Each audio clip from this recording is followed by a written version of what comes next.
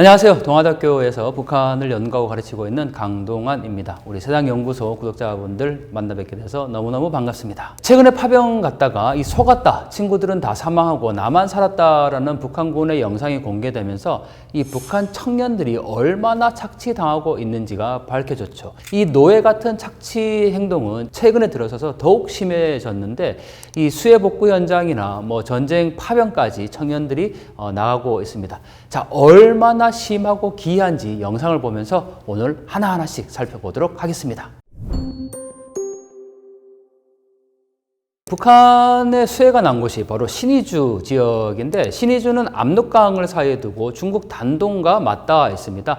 육안으로 봐도 이 신의주가 보일 정도로 굉장히 가까운 곳인데, 중국에 있는 어느 분이 이 망원 렌즈, 아마 달을 찍는 천체 망원경으로 이 촬영을 한 겁니다. 그러다 보니까 북한 수해 복구 현장에 그 민낯이 고스란히 드러날 수밖에 없었던 거죠. 저는 이 영상이 정말 너무너무 의미가 있고 감사하다라고 생각이 드는 게, 중국 단동에서 압록강 건너 북한 수해 복구 현장을 보면 벌써 한 달 만에 14층 건물이 뚝딱 세워졌습니다. 그러면 사람들이 그것만 보고 야, 북한 경제가 참 발전했다, 어떻게 한 달 만에 건물을 세우냐, 그리고 그 건물을 세우는 과정에서 있었던 전혀 사실을 몰랐을 텐데 이 촬영이 거의 매일 이루어집니다. 그러다 보니까 1층부터 텃닦기부터 시작해서 14층에 올라갈 때까지 전 과정에서 이 동원된 청년들이 얼마나 열악한 상황에 처해 있는지가 다 공개가 된 거예요. 저는 너무너무 감사하다는 말씀을 꼭 드리고 싶은데, 자, 얼마나 이 북한 청년들이 수해복구 현장에서 기이하게, 얼마나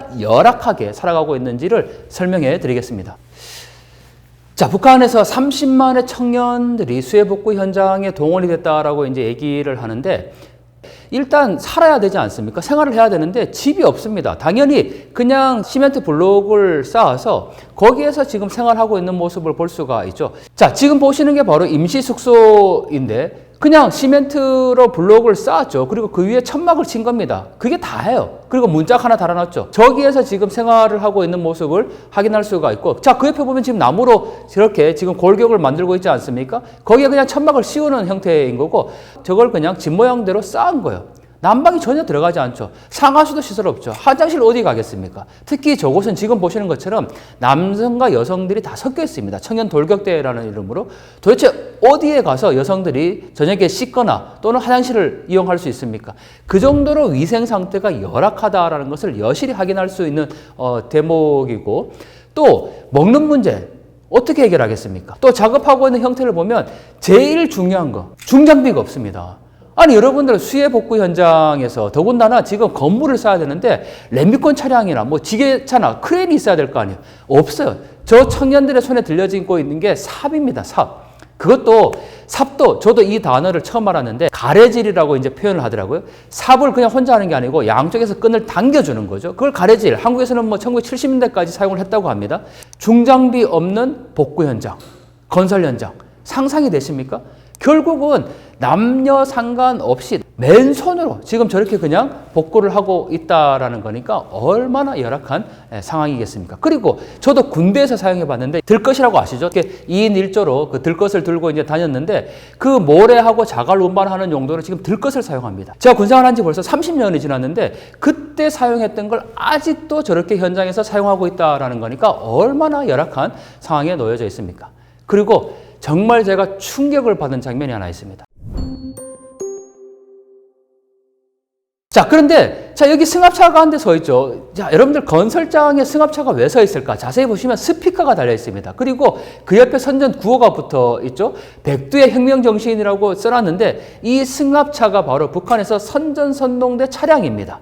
그러니까 작업장에 가면 항상 저렇게 선동대가 있는데 그 옆에서 오늘도 위대한 혁명길에 나선 여러분들을 격려합니다, 이렇게 방송하고 있는 차량인 거예요. 야, 정말 여러분들 이거 어디서 많이 본 적 있지 않습니까? 한국에서 시위할 때 이 대형 스피커 놓고 다니는 그 차량인데 그걸 건설장이나 수해복구 현장에 지금 갖다 놓고 끊임없이 지금 방송 선전을 하고 있다는 겁니다.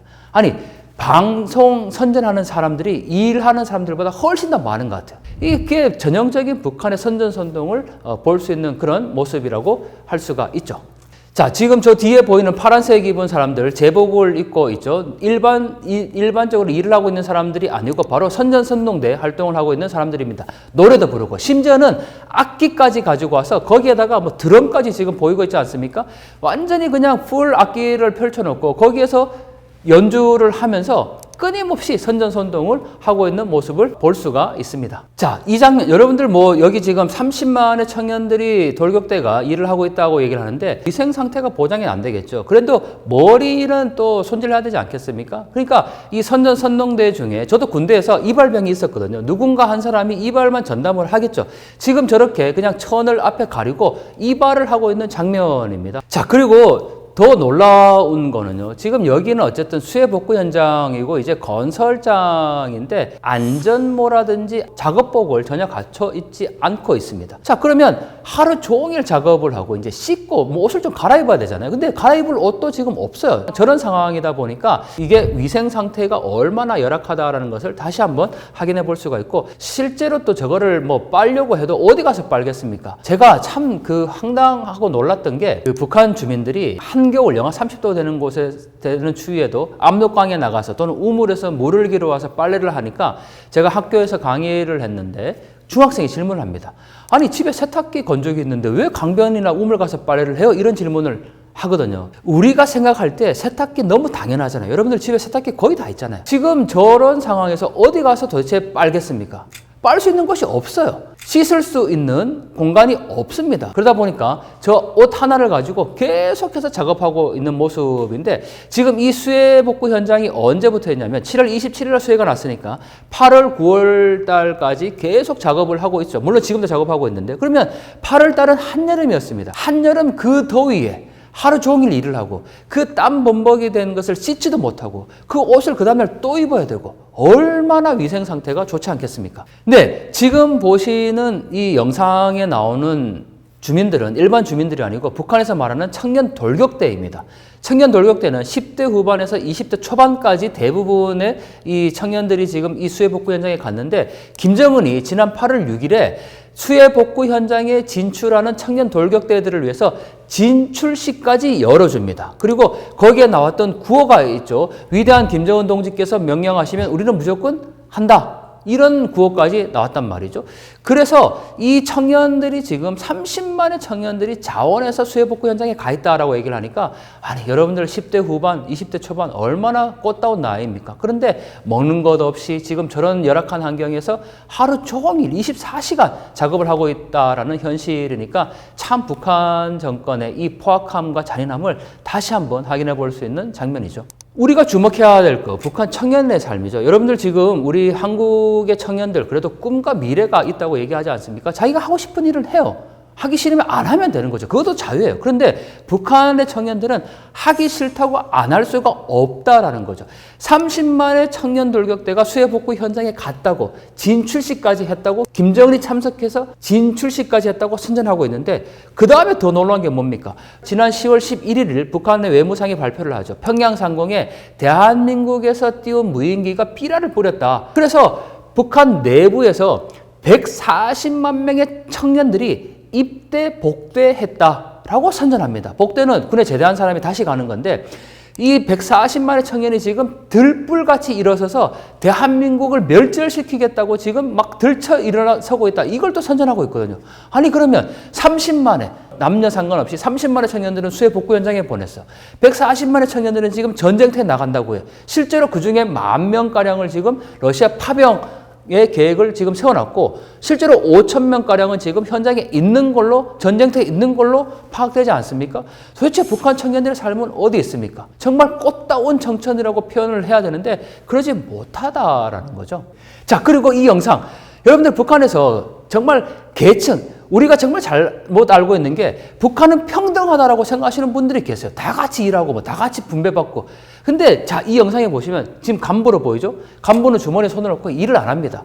또 어떤 분들은 야, 뭐 간부는 우리도 당연히 일 안 하지, 뭐 직장 상사 일하는 거 봐서 이렇게 생각할 수 있지만, 그런 차원하고는 전혀 다르다는 거예요. 왜냐하면 저 정도 간부가 한두 명이 아니라, 북한은 어쨌든 계급 사회다 보니까 청년 돌격대도 군 조직처럼 분대 소대가 다 되어 있거든요. 그러면 분대장에게 또 뇌물을 주고 이런 일을 빠지는 열애자가 생깁니다. 그러니까 지금 영상에 보시는 것처럼 간부가 손을 이렇게 뒷짐지고 뭐 이렇게 지시하는 거 그게 상사기 때문에 당연하다라고 생각해서는 안 되는 거고 저기에서 열애가 될 수 있는 구조가 생긴다라는 겁니다. 그것도 분대장에게 뇌물 주고 소대장에게 뇌물 주고 또 중대장에게 뇌물 주고 뭐 이렇게 해서 빠져나오는 사람들이 너무 많다는 거죠. 그래서 지금 영상을 보시면요. 일하는 사람이 10명이라면 그중에 뭐 선전선동대 한 5명 그리고 주머니 손 놓고 일하지 않는 사람들 오히려 한 20명 일하지 않는 사람이 더 많아요. 그러니까 정말 돈이 없고 열악한 아무것도 빼기 없는 사람들은 저렇게 청년 돌격대라 이름으로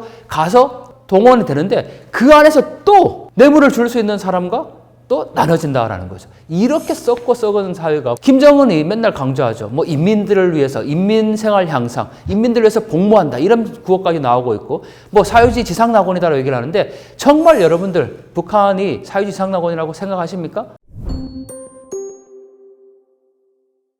자, 저는 이 장면이 가장 충격적이었는데 여러분들 우리가 물 한 병을 구하는 게 한국에서 얼마나 쉽습니까? 편의점에 가면 그냥 구할 수 있습니다. 그런데 지금 이 작업을 하다가 얼마나 목이 말랐는지 이 큰 통, 우리가 생각하는 그 생수통 병이 아니에요. 그냥 뭔가 담았던, 뭔가 액체를 담았던 큰 용기지 않습니까? 압록강에 가서 물을 받아와서 지금 저렇게 벌컥벌컥 마시고 있는 장면입니다. 저 정도로 갈증이 났다라는 것은 물 한 모금조차 자유롭게 마실 수 있는 시간을 주어지지 않다라는 거죠. 저희가 저 장면을 보고 정말 붕괴해야 되지 않겠습니까?